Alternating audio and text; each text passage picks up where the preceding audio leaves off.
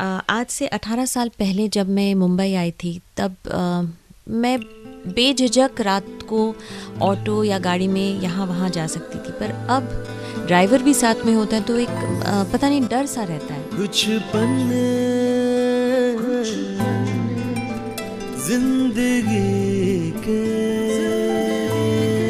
आज़ाद भारत में आपको क्या लगता है कि हम औरतें आज़ाद तरीके से घूम सकते हैं? Are we safe enough? क्योंकि आपने काफ़ी सारी चीज़ें लिखी हैं, you have dealt with issues related to women with a lot of concern. Prasoon ji, आपने काफ़ी कुछ लिखा है औरतों से रिलेटेड इश्यूज़ पर, जैसे आजकल कहते हैं कि एक लड़की की सेफ्टी उसके कपड़े या चाल चलन या वो किस कंपनी में घूमती है उससे परखी जाती है। सिंपल सी बात होती है, when a man dresses up, I mean, हम शायद इन छोटी छोटी चीज़ों को, and sometimes I discuss it with my wife, that I have done a lot of work on women empowerment, and years back I remember शुभा मुदगल जी के साथ एक album मैंने, हाँ जी, वो अमित जी का फेवरेट उसमें गाना भी। हाँ, जब आप माटी का जिक्र कर रही हैं तो we'll come back to this। माटी एक ऐसा गीत है जो मुझे भी बहुत पसंद है, और ये it is dedicated to the woman of Uttarakhand. somewhere I see my grandmother reflected in that and the many other women of कि सने हाथ माटी की खुशबू लिए, सने हाथ माटी की खुशबू लिए, रची धूप माथे पे बूंदे लिए। सने हाथ माटी की खुशबू लिए, रची धूप माथे पे बूंदे लिए, जाने कितने बाजू तू बाहों में लिए, कितनी राहतें अपनी छाँव में लिए, तेरी बांसुरी से चूल्हे जले। अब बांसुरी में किसको कहता हूँ? जो जिसे वो आग फूकते हैं, चूल्हा जलाते हैं, हाँ, जो सिलिंड्रिकल दैट रॉड, उसको मैं उस औरत की बांसुरी कहता हूँ कि तेरी बांसुरी से चूल्हे जले, हाँ, तू ये साज छेड़े तो जीवन चले, फसलों में बालियां हैं तेरे कान की। ब्यूटीफुल। तो तेरे कान में बालियां नहीं है, पर वो बालियां फसलों में चली गई है। सने हाथ माटी की खुशबू लिए, रची धूप माथे पे बूंदे लिए। So when we talk about, so this is women empowerment album, lot of other songs were there, मैं झील हूँ, बहुत से थे, बाबुल, मैं आपको सुनाऊंगा बाद में, बाबुल एक अच्छा गीत है। Then I realized at that time that lots, needs to be done truly for women to feel free in this country. तो कहीं शायद आज़ादी के मायने जो हैं वो हर एक शख्स से पूछे जाने चाहिए, और उससे पूछे जाने चाहिए जो शायद किसी रूप में प्रिविलेज नहीं है, किसी रूप में उसको उसका फ़ायदा नहीं पहुंचा है। And I think the time has come that we introspect. औरतों की आज़ादी सिर्फ ये नहीं है कि खुली दिमाग या जो भी है, that sense of security has gone. जैसे कुछ लोग कहते हैं कि औरतें आजकल खुले कपड़े पहनते हैं या उनकी चाल ढाल अलग हो गई, उनकी कंपनी अलग हो गई है, उनकी लाइफस्टाइल अलग हो गई, that is the reason why women are suffering. ऐसा नहीं है। मैं आपको बाबुल सुनाता हूँ, देखिए इसमें आपको ये फीलिंग मिलेगी कि ये एक गीत है जो मैंने निर्भया को डेडिकेट किया था।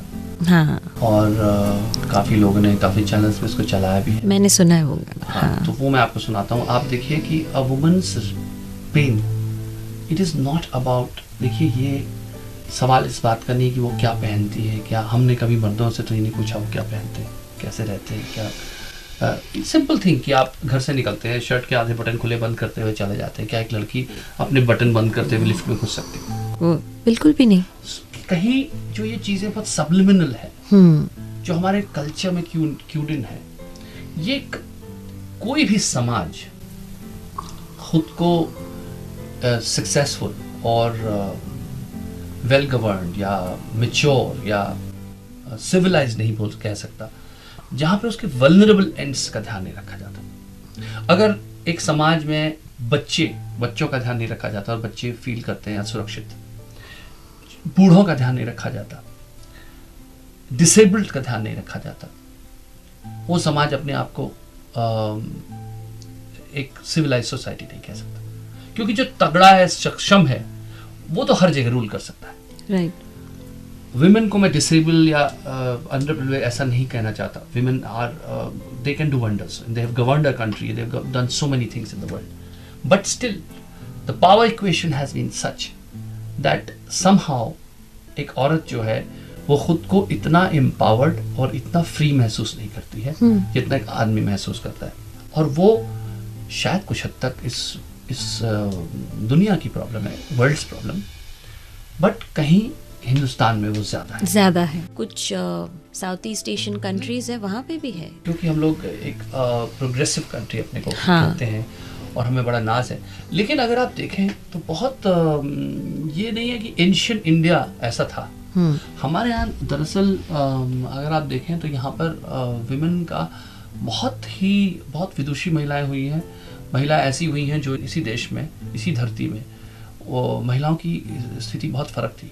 कहीं हम लोग डिरेल हो गए, कहीं हम लोग रास्ते से भटक गए, किसी तरह से ये पावर इक्वेशन चेंज हुई है. वरना आप ये देखें कि प्रकृति ने जीवन चलाने की जिम्मेदारी के लिए औरत को बनाया है, औरत को चुना है. हाँ. That's the selection of the nature. अब आप ये बताइए कि अगर प्रकृति इतना बड़ा निर्णय लेती है तो इंसान उस निर्णय से उसकी स्टेट एक वुमन की कैसे ऐसी हो सकती है? उसमें तो हमारा ही हाथ है. ये कहीं पावर इक्वेशन ऐसी बन गई. आज आप ये समझिए, चलिए एक जमाना था कि पुरुष जो था वो शारीरिक रूप से सक्षम था, ज्यादा स्ट्रॉन्गर था, और स्ट्रॉन्गर शायद जरूरत थी हंटिंग के लिए, इसके लिए, तो एक पावर इक्वेशन बनी. आज आपको एक जगह से दूसरी जगह जाना है, आपको सिर्फ एक कार चलानी है, आपको एक बिल्डिंग की छत से नीचे आना है, आपको एक बटन दबाना है. वहां पे पावर इक्वेशन कहाँ से है? वहां तो अब दुनिया बदल गई है. The technology has changed the world. Power equation is in the mind. वो चेंज होनी चाहिए और वो होगी. You can see that there are movements around it, there is a consciousness, and I think it's important कि ये voice जो है, ये आवाज़ जो है, ये सामने आए.